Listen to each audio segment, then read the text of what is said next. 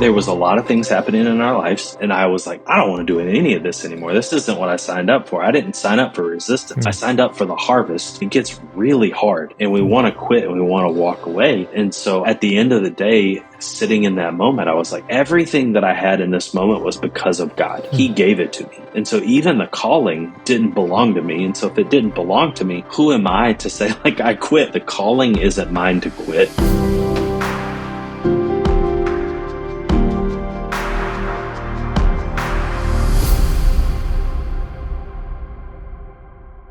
Welcome to Dreamers and Disciples. I am just thrilled and honored to have my friend Nick Connolly here with us. Nick is the lead pastor along with his wife, Jess, at Bright City Church in Charleston, South Carolina. He's the author of a brand new book, which I love. It's called Don't Give Up Just Yet, with the subtitle being so pointed and what we're really going to talk a lot about today, which is choosing persistence in a world of overwhelming resistance. Plus, Nick and I go way back to my old Columbia, South Carolina days when I was dating my wife, Ferris, and I was hanging out with all the college kids at USC. So, Nick, with all that being said, welcome to the show today. Thank you so much for having me. It's been really cool to follow your journey. I'm excited about this book. I'm excited about the message God has given you to steward in this season. And I just want to jump right in. So you say that you're a dreamer in the book. And I love talking about dreams on the podcast. It's called Dreamers and Disciples. Wrote a book about dreaming, but I love the way you frame dreaming as a secret spiritual weapon in the book. Yes. So can you unpack that just a little bit? Yes. I think the key with like every weapon that you have is learning how like when to use it. And so when I talk about it in the book, I actually talk about a time when I did not use it well. Like my wife is in mid labor with our firstborn son, and I'm just dreaming and daydreaming about all the things, specifically planning churches in Manhattan. And so since then I've wised up a little bit, but when dreaming is used rightly, it can be a powerful tool. And when I think about dreaming, I always think about Joseph. I always think about his story and how there were moments in his life where he faced resistance. And one of the things that I saw throughout his story was how the moments of dreaming helped him persevere. They helped him remain persistent. And, even what's so crazy is how when he was in jail, he had moments where other people would dream around him and he would be able to help those people in their dreams. And I feel the same way. Anytime someone has a dream, whether it be myself or someone around me, I just get so fired up about it. And even when you think about the story of Israel, there's a lot of language in the midst of Jeremiah, in the book of Jeremiah and in Psalms about how the people of Israel dreamed about coming home one day from exile. And that's what kept them going. And so one of the things I always think about with dreaming is that dreaming essentially is, projecting faith into your life. I mean, it's a hope, it's a faith. And, when I think about my relationship with God and for those of us who have a faith, faith, the relationship is based off of hope and trust and belief. And I just can't think of a better way to project that sometimes than dreaming. Yeah, I love the way you frame that though, because sometimes I feel like as Christians, we can feel guilty about dreaming because somehow you can think it's selfish or why am I supposed to have this dream? I'm supposed to be all about, serving other people, which yes, that is, we are called to focus on how we can love God and love others. But I think God gives us dreams to help us do those things well. I think dreams at their best are meant to be in service of other people and meant to bless other people. And so I like how you said it injects faith into your day-to-day. I think when we hold our dreams correctly too, it also helps keep our perspective on the right things. Yeah. When we take ourselves out of the center of our dream and make sure it's actually built on God and focused towards others. So I like how you frame it as a spiritual weapon because I think that's just such a great way to look at it. And you do a lot of really good framing in this book. Like you even talk about how waiting is not a have to, but it should be a get to. And I don't think ever in my life I've thought of waiting as a get to. Well, it's not easy to think of it that way. Yeah. So how do you actually do that? Because I think that's one of the, when we face resistance, a lot of times waiting comes alongside of that.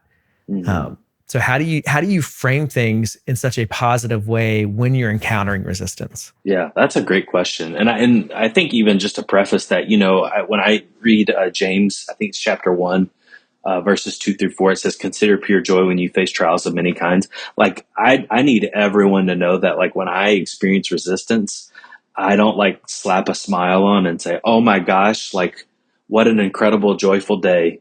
This is horrible. Like this is a nightmare." It is so hard. It is so hard. But oftentimes when we're waiting on something, specifically when it comes to waiting on something with God, usually those things are wrapped around in the context of blessing.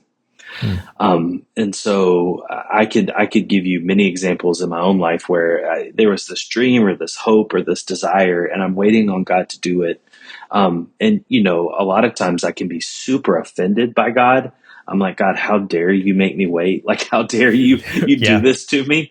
But when you step back, you're like, "Man, I'm actually waiting on an incredible blessing that I didn't deserve in the first place." Hmm.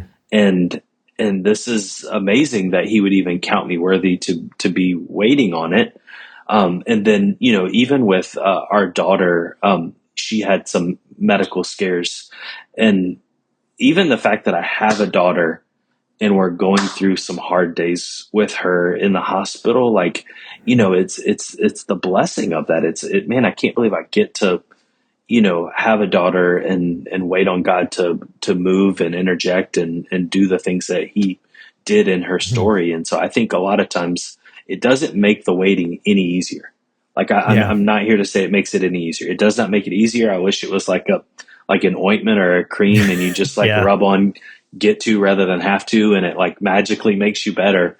But for me, it helps me reframe the why behind the wait and actually Mhm. what I'm waiting on. Yeah, I think the way you talk about it in the book, and one of the ways to help reframe it is I think waiting implies relationship, Mm.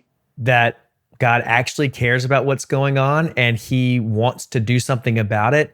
Now we can not love the time frame, but Always. yeah, but waiting, I think when it's actually looked at through the lens of scripture, waiting is anchored in the fact that God will act at some Mm. point. And I think that Yes. is a beautiful thing to hold on to. Yes. And maybe just to even backtrack a little bit with the discussion, the whole book is framed on resistance and how do you persevere in the midst of it. What do you think of, or what were you thinking of as you were writing the book and you're talking about resistance? How has that taken shape in your life in different seasons? So for me, the whole book came out of my own journey of wanting to quit. Like there was a lot of things happening in our lives, and I was like, "Man, I don't want to do any of this anymore. This isn't what I signed up for. I didn't sign up for resistance. I Hmm. signed up for the harvest. Like I signed up for the fruit. Like I signed up for Yeah. all these other things." And I had this moment where I was actually on Jess's podcast, Jess Connolly, my wife, and she had me on there, and I was like, "Man, I don't want to be on this podcast." I knew what we were going to talk about. We were going to talk about quitting, and I was like, "I don't want to talk about quitting. I don't want to talk about giving up because I like." What do you want me to say? Yes, like I want to give up. Me too. Like Hmm. I don't know. You don't really launch a podcast off of that. Like, "Hey, welcome to the Jess Connolly podcast. Today we're talking to my husband and he wants to give up." And then she turns the mic to me and I'm like, "Yes, it's true. I want to give up." Like that, like I was in a Yeah. tough spot. But in processing what I was feeling on the mic with her, I landed at this one line that I said, "The calling isn't mine to quit." And it was kind of what I was working out with God Hmm. is I was like, a lot of times we're asking God for all these things in our lives and we have these big prayers and then we get in the midst of some of those things being answered slowly, but surely being answered. And it gets really hard and we want to quit and we want to walk away. And so at the end of the day, sitting in that moment, I was like, "Man, I didn't, like everything that I had in this moment was because of God. Hmm. He gave it to me." And so even the calling didn't belong to me. And so if it didn't belong to me, who am I to say like I quit? Like I don't even own it. And so I can't give it up. And so with that, I dove a little more into scripture, and I started reading Galatians 6:9, and started reading places like that where God's promises just are abundant for those who hold on in hard days, because on the other side of those days, there's a harvest. Yeah. And so then I was like, man, I don't want to miss out on my harvest. And then I started thinking about other people in my life, and I was like, I don't want them to miss out on their harvest. Like, what if sometimes, I'm not saying all the time, but what if some of the crises of faith that our people are having in their life is because they haven't seen or experienced the Lord of the harvest? Like, what if they've only experienced the resistance, and when the tough got going, or when the tough was happening, they got going. And because of that, they never actually got to see God move. Like, when I think about all the days that it was hard, and then all the days where the harvest burst through those hard days, like that's where my faith is strengthened. And so, the book came out of that place of like, man, I'm struggling. I wonder how many people around me are struggling to keep going as well. Yeah. And I really do appreciate how honest and personal you are in the book about that, because I think it gives people permission to say, hey, that's exactly where I am. That's exactly where I was. And I think we all have multiple times in our life where we experience that feeling. Yes. And sometimes it's just, hey, it was a rough day. And then sometimes you talk about in the book, like it's a fog, it's a depression that you have to really wrestle with and give over to God. What is your trigger for feeling that resistance? Like, is it more when you have relational conflict? Is it more when it's stress? It's a lot of pressure, your schedule? Is it not seeing a lot of progress? What is it for you that really sends you down that resistance spiral? That's a great question. I think it's two things. I think one, relational conflict. Like some people in this world, they like exist for that moment. They're like, oh, there's a hard thing going on. Let's talk about it. And I do not.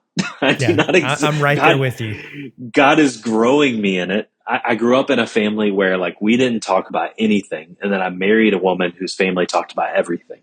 And so by the grace of God, we are meeting in the middle, and we're growing in that. And so I would say relationally, I struggle a lot with relational resistance. And then I would say secondary to that is progress. Like I think, when you're in the middle of doing really, really hard things, like you just want a little bit of progress. Like it's just something you can hang your hat on at the end of the day. And, one of the things that I'm sure that you probably could speak to this better than I can, but like ministry is not one of those things where you get predictable progress. Like people are a process. Like the supernatural takes time. Sometimes it comes all of a sudden. Oftentimes it comes like over time. And so when all of ministry and people and life are in process, not seeing progress is really hard for me because, a lot of people will tell you that insanity is doing the same thing over and over again and expecting different results. But actually that's faith, is like doing the same thing over and over again every day and expecting different results. Like that's the persistent widow, right? Like she shows up at the judge's house every day knowing like he probably pops on his little like, Israelite ring camera, and he's like, oh, it's her again. I see her in the ring. I'm not going to go to the door. But it's like that's the faith that gets things done. And so it's really hard to sit in progress and in process. Yeah. That correlation with insanity and that definition, I've never heard it framed like that before. So once again, you're really great at framing things. Oh, thank you. But, when we talk about that persistence, that faithfulness, and even what you just brought up about ministry, I think it can be so hard because we think either we've been taught this by culture, taught this by the church, or it's something that is just our own internal script that when I am a great leader, it will look like this. Or yes. Like no one will be mad at me. We're just going to be like year over year, constant growth. I'm always going to feel confident. And I don't Yes. know any leader who's ever experienced that. No. And you look in scripture, I don't see any leader in scripture who Yes. experienced that. Not even Jesus. Like you see. No. No. And so I think we hold ourselves to these unrealistic standards. And then when reality hits up against that unrealistic picture, we want to quit because Hmm. we're like, oh, this is not what I thought it was going to be.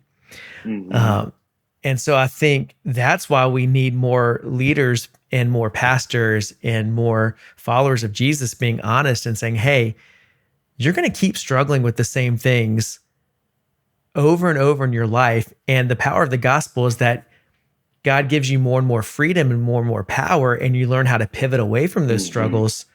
Man. But it's still going to be there on this side of Yes. eternity. Yes. And there's freedom in that. Yeah.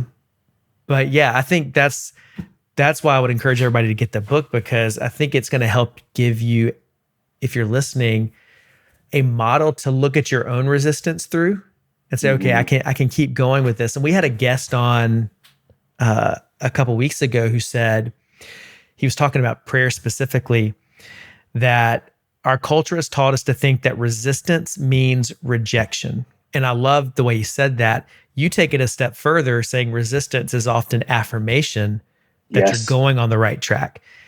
Talk about that a little bit. Oh man, I'd love to talk about that. I think early on in my walk with Jesus, if it got hard, I was like, well, clearly I'm not living in the will of the Father. My Mm-hmm. poor youth minister, like I still talk to him this day, and I feel like I need to send him like a present in the mail, like at least once a week because he dealt with my shenanigans. But like I remember us sitting at a Starbucks in Charlotte, North Carolina, and I am like processing the will of God with him, and I'm just, we're reading a book and I'm like, but no, that's not good enough. And so then we jump into Romans and I'm like, that's not good enough. And I was processing the will of God because I was like, how come there's so much resistance? And every time I hit resistance, I just go the other way. And not until much, much later in my life that I realized that there is an enemy of our soul who does not want us to have incredible Hmm. marriages. He does not want us to have great relationships with our kids. He does not want us to do and stay and practice longevity in ministry. He doesn't want us to love our neighbor. He Hmm. doesn't want us to do all these things to bring the kingdom come on earth as it is in heaven. And so everything that we're going to do to usher the kingdom onto earth Hmm. is going to be resistance experienced at some point in our life. Hmm. And so for me, I got super discouraged by that. I was like, man, I'm out here trying to do this thing for God. And, I'm like Job, like listing all the things that I'm doing for God. And after a while, I just was like, oh man, like I have a target on my back. Like the Hmm. enemy knows that I'm out here hustling for Jesus. And that means I have a target on my back. If Yeah. I'm heading in the right direction, I'm going to experience resistance. So let's keep going. How do you know when the resistance is just the natural byproduct of building something, Hmm. or just life? And how do you know when it's spiritual warfare? Because I feel like Yeah. there are times within just like modern day American Christianity where everything is spiritual warfare. Yes. And then you can swing too far and say, well, nothing is spiritual warfare when Yeah. there's a very real enemy, like you said. Yeah. So how do you recognize it? And then how do you respond to that? Mm. Well, I even thinking about the fall of creation, which the enemy had a hand in all of it. Um, one of the promises that we have is that like the tilling of the ground will be hard. Like it's going to be hard. Like the ground is not going to, maybe sometimes it's soft, but most of the time it's permafrost. Does that mean you Yeah. stop, trying to plant? Does that mean you stop trying to sow? Does that mean you stop trying to harvest? Absolutely not. Is the plow that God's asked you to put your hand on and you do it. And sometimes we're doing it in the midst of fallen circumstances, and that's tough. And then there's other times where it's like, okay, it's toil times 12, and it's like, okay, Mm-hmm. let's step back. And I think I was reading this morning, and I don't know why I've never seen this. Is it was in the early on in the Gospels of Mark, and Jesus was preaching in one of the synagogues, and I think he was in Capernaum, and they just talked about how many people came to him who are experiencing spiritual attack and demonic warfare. And I was like, man, I don't think everything is spiritual or everything is demonic, but I definitely think we probably have natural eyes when we should have supernatural eyes a lot of the times. And so, I write about this in the book. Like, man, there was one time in our house when we were trying to start the church where we would have physical rats come out in the midst of our community group, and we could not get rid of them.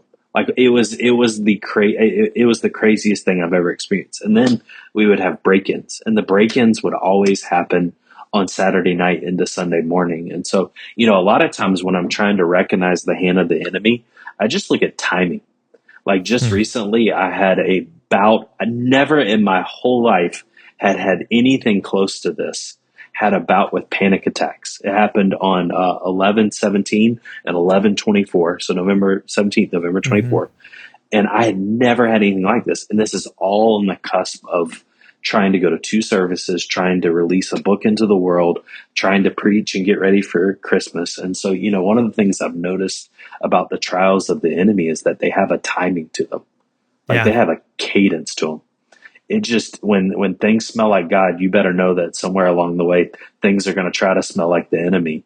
And so I think if there's anyone facing an uphill climb, one of the things I could say is like, hey, just look around for a second. Like, what is the timing of it all? Like, are there things happening in your life that are incredible? Like, I mean, even within the context of marriage, like, OMG, like, I feel like, like it's like when there's tension in the marriage, like if you just pause and you step back and you go, okay, what's about to happen? It's like, oh my gosh, this is about to happen. That's about to happen. This great is about to, like, we're about to step into some abundance. And so I just think the enemy has a timing, and it's always ironic, and we should never, ever underestimate that. I want to let you know if there's a dream in your heart that you want to step into, but maybe you're paralyzed because you're afraid you're going to fail. I want to invite you to download my free prayer guide called Discover God's Dream for Your Life, 10 questions to clarify where God is leading and how to take the next step.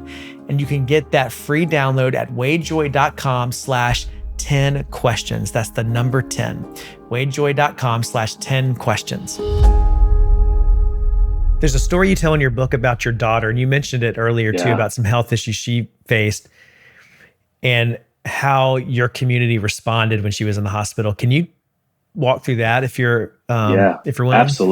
Absolutely. My daughter, Gloriana Connolly, she was about 3-ish, I believe, at the time. We were actually living in Columbia, South Carolina at the time. And she wasn't sleeping at night. And this is well, hopefully all your listeners have a seatbelt on. I'll go a little deeper here. Is they had been complaining about like scary things in their room at night, and we were like, what's kids be our kids, what's happening? And so we just, not to mention that was in the season where we had the most fog of depression in our lives, and so we weren't seeing clearly. We didn't really grasp what was happening. And so all these nights I would wake up and she would be up walking around, like playing with her toys. And I'm like, what is happening? And then eventually we woke up one morning and she was seizing, and we didn't know it had been happening all night. We didn't know when it started. We called 911. They couldn't get it to stop. So we're at the hospital and they're like pumping her full of all these drugs that would have, tranquilized a horse, and they couldn't get it to stop. And so finally they get it to stop. And after a while they were like, hey, it's going to take a long time for her to kind of come to her own because of the amount of medicine we put in her. And one day passed. It was like, man, she's still really lethargic. two days passed, like, oh man, she's still struggling. I think it was like day 3 or day 4. We had some visitors come in, and I actually think you would, if I said their names, you would know who they are. But they were like these seasoned saints in Columbia, South Carolina, and they were just like coming in. They were chaplains, and we had their son in our first youth group, and they were coming in to check on us, and they were like, "Hey, I don't want to freak you out, but it just feels like something's off here," because we had described that over the, at the course of the nighttime. Our daughter, like, she wasn't sleeping. She was hostile. Every time we prayed, like, it just things amped up. Like, it just, something was going on. And then the second person came in and was like, "Hey, I just feels like something's off." Well, because of 2 people saying that, and then I think it was the next day, a doctor came in and he was like, "Hey, I just want to let you know that normally by now we would see a like some sort of break in her motor skills and she would come back to life, but she's just not. She's lethargic. Like, her motor skills, like, she hasn't eaten. Like, she just wasn't herself, and she couldn't get out of bed. She wasn't sleeping." And so when he said that, like, our hearts hit the floor. And the only thing we knew was to pray. And so I think we had tuned into like somebody's midweek service online. And after the service, they played that, like, Our God by Chris Tomlin. And it just was like, man, okay, like, he's greater than this. So it kind of like helped us like reframe and reset our minds, because we were just in the trenches. Like, when bullets are flying over you, you don't have time to like figure out what this is. Yeah. And so we actually asked the nurses to skip a round of care. And we just said, "Hey, can we just give us a family moment?" And so we shut the door and we prayed. And it was Jess and I. There was no like pastor in the room. It was like 2 scared parents like praying over their daughter. And we prayed. We called down heaven. Like, we prayed against the enemy. And we started the prayer to our daughter. We were trying to hold her, and she was like writhing and resisting. And then by the end of it, she had fallen asleep for the first time in a week.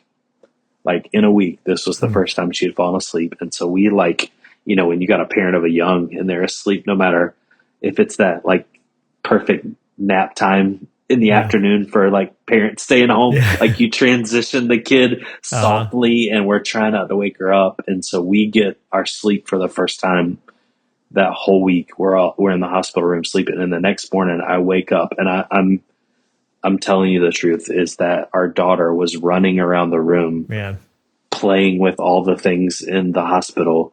And then she asked me if she could have something to eat because she was hungry. And to kind of bring it full circle, is the one verse that we had for our daughter when she was, before she was born, was that Mark 5, Talitha Koum, little girl, get up. And we got to see it that day. Wow. And the doctor came in and he was like, "This is a different girl, and now she's hungry." And so I think, is that everyone's story when they enter into something medically like that? We've been fortunate enough to do a lot of things with Catherine and Jay Wolf of Hope Heals, and they are incredible people. And I think when you're in situations like that, is as believers and dreamers and disciples, like, the heart is always to ask for the miracle. And then always trust the outcome, And so I just felt like that was what our obedience looked like in that moment. It's such a beautiful story in terms of how the Lord intervened. And I think it's also just a great reminder for us that prayer is our most powerful weapon against resistance.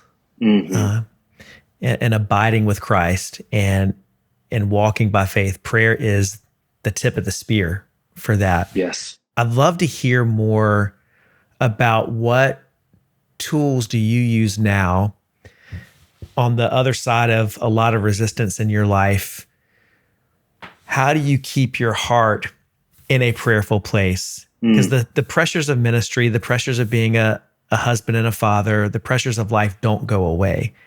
Yes. How do you keep a still and quiet and trusting heart that still dreams in the middle of all that? That's a great question. The biggest thing for me is gratitude.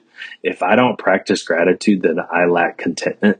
And if I lack contentment, usually I become my greatest resistance, because I'm just angsty and discontent and grumpy and like nobody wants to be around me. And so I constantly have to practice gratitude. And what that looks like is every morning I get out a journal and I start with gratitude. And that sounds like completely elementary. And maybe like a lot of your listeners do this in their sleep, but it is not something I'm good at. I was Mm-hmm. just at a pastor's conference recently, and it was one of the first ones I've been to in forever. And the pastor was talking about the early account of the creation story. And maybe you've heard this before, but it like revolutionized my soul.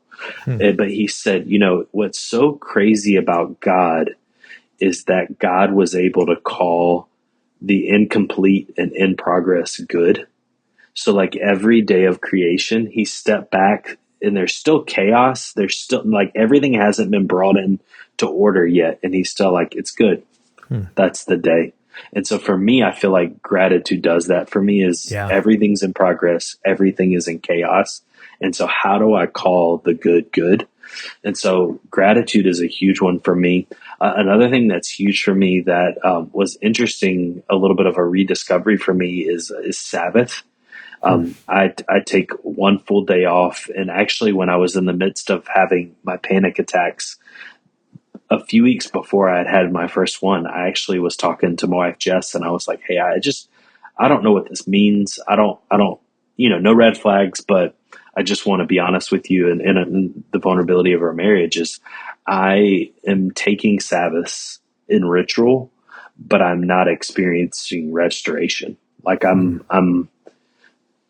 pausing, but I'm not being refilled, and I know Yeah. it's my fault. And I don't know, it's not God's fault; it's my fault. And so, one of the things I'm really trying to do is rediscover what Sabbath looks like for me, Hmm. because just pausing and just practicing the ritual isn't enough.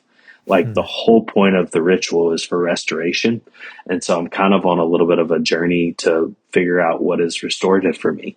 I Wow. think the other thing in my story is I had to grow up pretty quickly early on. And so I didn't really learn the like fun muscle. Like it's Mm-hmm. just not I'm unfortunately like all business if I don't like catch myself. And so I'm trying to learn what it looks like to have fun again. And I know that would sound really weird to talk about in the context of resistance, but I feel like God does drop joy Yeah. in the midst of our stories, and we got to figure out how to like access it, but also enter into it. Mm-hmm. And then the other things are, more physical. Like I actually was talking to my doctor the other day, and he was, you know, his words, not mine. He was like really, really in awe of the healing that I've had post panic attacks. Like he said, normally when I am walking with people, like they're telling me all the reasons why this isn't working and that's not working, and I'm looking at them like, okay, do you move? Do you get outside and enjoy sunlight? Like all these like Mm-hmm. physical markers. And we are spiritual beings and physical beings, and so entering into that physical work is so important Yeah. for resistance, because we are in a battle and it is a fight. It's emotional, it's physical, it's spiritual, and it's all of that together. And so I really try to enter into that as well. Yeah. I think those are all very great tools for people to Yeah. have. And even like the gratitude journaling you mentioned, I growing up was never a big journaler. And I started Yeah. doing that in the last 2 years, journaling prayers. But it wasn't until this year in January that I started just doing a daily, like 5 things I'm grateful for in the morning. Yes. And it really has changed so much about my perspective at the beginning of the day. I don't do it every single day, I do it most days. And Yeah. I notice the days I don't do it, I notice a difference. And so Yeah. I think there is a power, of beginning our day looking for the goodness of God, Yeah. because it's all around us, if we Yes. just have eyes to see. And the point you made about Sabbath, I'm interested because Sabbath has looked different for me over the last couple years in different Hmm. seasons. And I find that sometimes what works and is restorative in one season isn't the same Yes. anymore. And so it's interesting that you're experiencing that and trying to figure out how do you move it from just being a ritual to being something that really does refill and restore your soul. And it's less about the rules of it has to look this way and that way. Because I'm wrestling with that right now because I feel like my soul has been missing the way it has felt at times when I feel like Sabbath has been more connected to my heart. And I feel Hmm. like in this season, I've allowed a lot of the stress and the busyness and the concerns to invade my Sabbath still. Yes. And so I'm personally trying to figure that out. What does it need to look like? What does that rhythm need to be in my life and in our family right now? Man, that's so good. What like do you could you sorry, can I ask a question? Is that okay? Go for it. Yeah. Have you captured anything that's like felt restorative? I'm always asking people because I'm learning too. Like what like if do you know what the like a few of those highlights would be? Yeah. So for me, being outside is Yes. just I love the sunlight. I love the warm weather. And so I think part of mine is when it gets colder and it's the winter, I struggle with that. I think there's a Yeah. direct physical connection to Yes. how I feel emotionally and spiritually. And so I think now that it's getting warmer, I'm starting to take more prayer walks and more on Sabbath, like keep Mm. my phone inside. And we would do this thing, and we haven't been as good about it lately, honestly, but we would have a phone bucket. And on Sabbath, everybody had to put their phones in the bucket. And In Jesus' name. Wow. my wife, who is the least controlled by technology in our family, she was the only one who had power to give us access to the phone bucket if we actually needed it for That's something. incredible. That's Uh, incredible. so I think I find that when I'm detached from technology, when I'm outside, and I love to read, and I Mm. realized that I'd stopped reading for joy in this past season, and I was reading more for content of stuff that I had to Yes. wanted to teach on or something like that. So I think it's getting back to recognizing, okay, these are the things that fill my soul, but what are some new ways to work these into my life in Hmm. this current season? Is that what you were That asking? yeah, those are so good. I'm similar in some ways too. Like I any type of creation Mm-hmm. seems to revive. Which I mean, I'm sure some of your listeners are like, "Duh, like creation, God." I'm like, I know. um, Also creating, and I'm not saying like creating content or creating work or like just some sort Yeah. of like something that disconnects me from my normal flow of creating to entering into like creating in a new way Yep. has been really great for me. There's this thing I didn't realize this. My wife always did it. I didn't know about it until recently. Is the power of fiction? Have you Hmm. heard about these books, Wade? They're incredible. Like I nonfiction. Like yeah, Yeah, like they've been great for me like the 1 week on my beach vacation a year where I let myself read them. But yes. Why can't we do that all the time? I know it's so true. So I've been doing a lot of fiction, which has been really great. And like currently, I'm reading Murder on the Orient Express, and I'm like, I already know how this ends, and it's still great. Hmm. And then the other thing that's been really helpful for me is there are certain things that I do in my life that if I'm not careful can be numbing. Hmm. And so like just full vulnerability, like I've seen the what happens when you watch Netflix, like they ask you if you're still watching.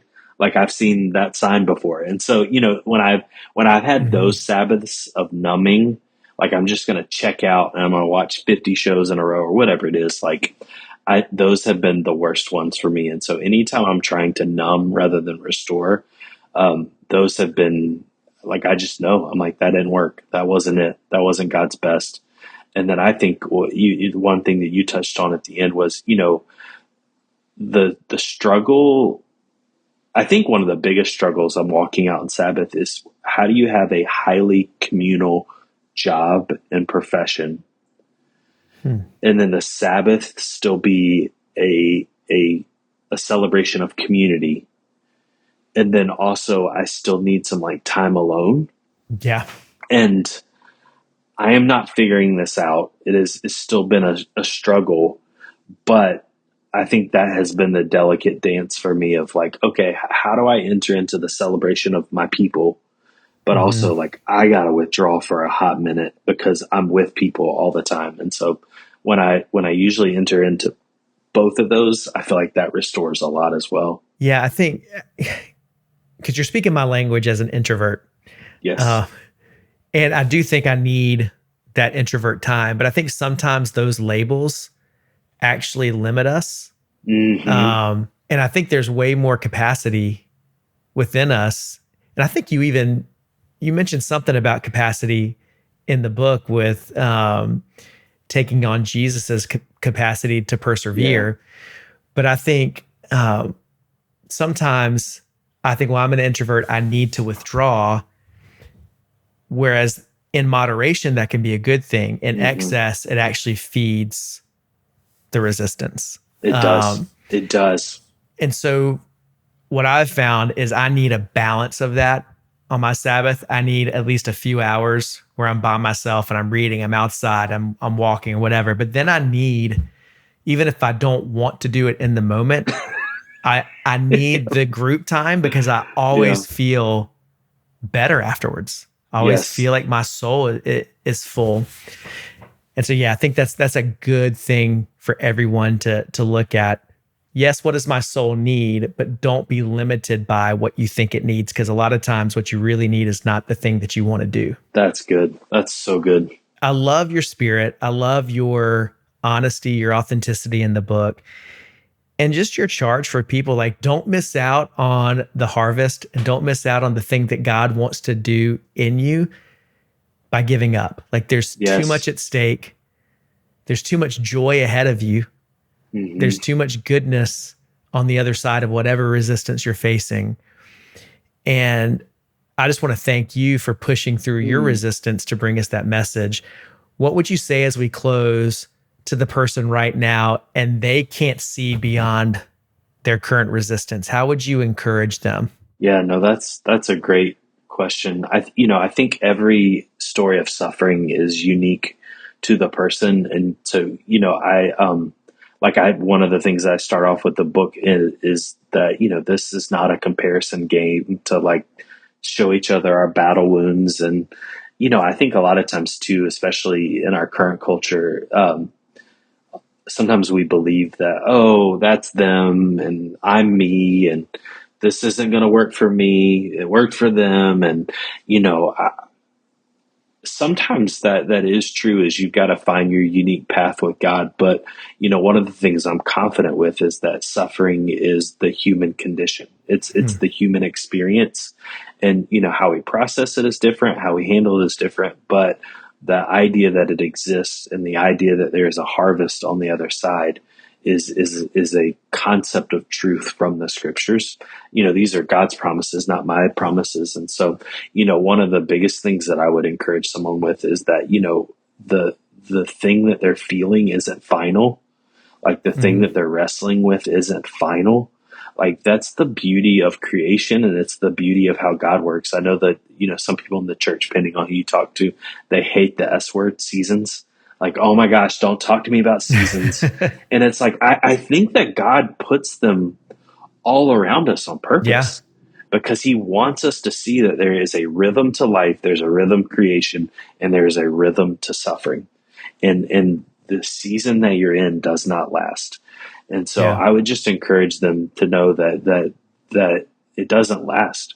The second thing I would say is that, a lot of times we think that we have to be really buttoned up and flowery in our response to God. So if this is happening in our life, like we can't talk to God, we can't tell him exactly how we feel. Maybe I've got to, offer lofty prayers, but then, I can curse over here, when I'm not Hmm. talking to him. And, when I read the Psalms and when I read the scriptures, I just love that God is the only one who can truly take our real selves. Yes. Like the four letter words, the like the exact emotions that we feel, like he can take them. And so I would talk to God. I would just tell him exactly how you're feeling. I would tell him all the reasons why you're feeling it, And like what I love about the Father is he's going to love you just as much, if not more after that. Like he Yeah. just he's not deterred by that. And then the last thing I would say, and just probably a good place to land the plane, is like, don't stop dreaming. Yeah. Like the things that you desired before you started experiencing the resistance and the suffering, were like our desires and our longings and our dreams, they come from God. Mm-hmm. And so like the God of the dream in the beginning is going to be the God of the dream at the end. And so keep dreaming, keep holding Yeah. on to the desires, keep pressing in, because the very things that you long for are only there because God put those longings in you. And those longings will one day be incredible leading to your life's purpose. Man, I love that. Thank you so much for just your heart, your spirit, and then this message. How can people follow you, find the book, all that good stuff? Yeah. Instagram, N Connolly. My website's nickconnolly.co. And then the book is on Amazon, Barnes and Noble, all the wonderful places. It's on there. All the places. And if you're ever in Charleston, check out Bright City. Bright City, right downtown. Awesome. Nick, thank you for being with us today. It's been a joy having you. And thank everyone for watching or listening to Dreamers and Disciples. Please share this episode, leave a review, do all the things on Apple, Spotify, and YouTube. And we'll see you back here next week.